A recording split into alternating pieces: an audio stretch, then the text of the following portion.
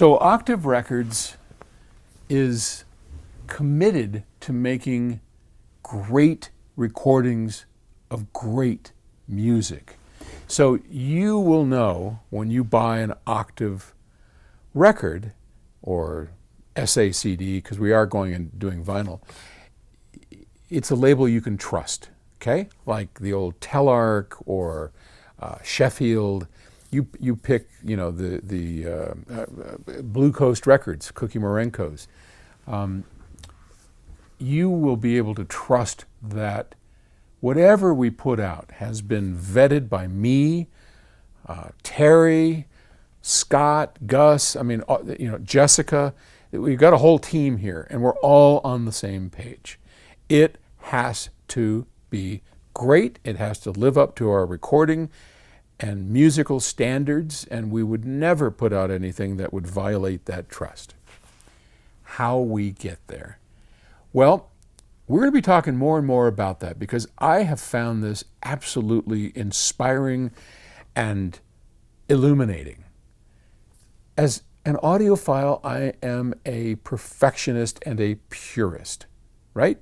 I don't want to put anything in the signal path that is going to modify in any way. In fact, at PS Audio and in everything that we do, we go for purity. We go for how close to the source can we get.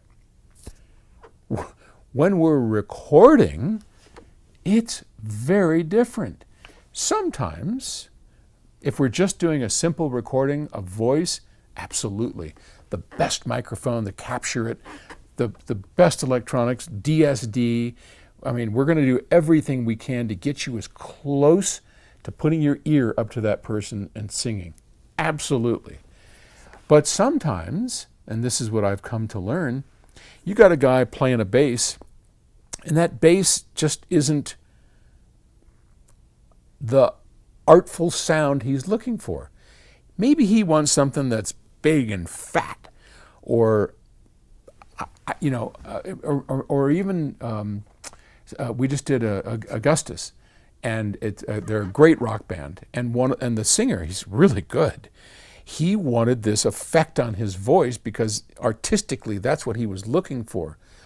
Or here's another example. You'll find guitarists who put just a shit ton full of distortion into their stack, their Marshall stack, right?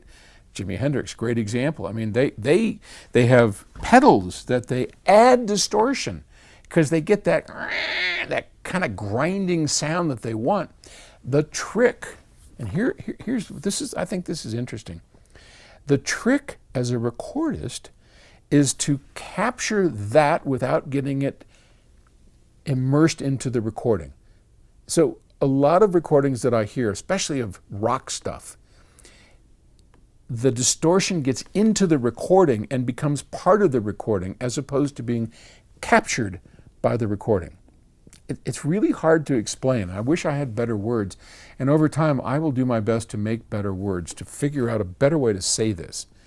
But most of the rock and roll recordings I hear, the distortion is ingrained into the recording.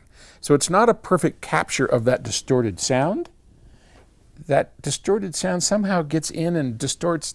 It just becomes part of the fabric, and it's not something that we hear as a separate entity. I guess I'm really struggling with this, and I hope I'm making some sort of sense. But at Octave Records, we will do anything to make great music, but where we won't violate is it has to be perfected on its own. So if we get a distorted guitar, that guitar is going to be captured perfectly in all of its distortion without muddling and mucking up the other instruments. And you get this separation that on a high-end audio system just sounds phenomenal. So that's probably a pretty poor way to say it, but that's the best I got. All right. Thanks.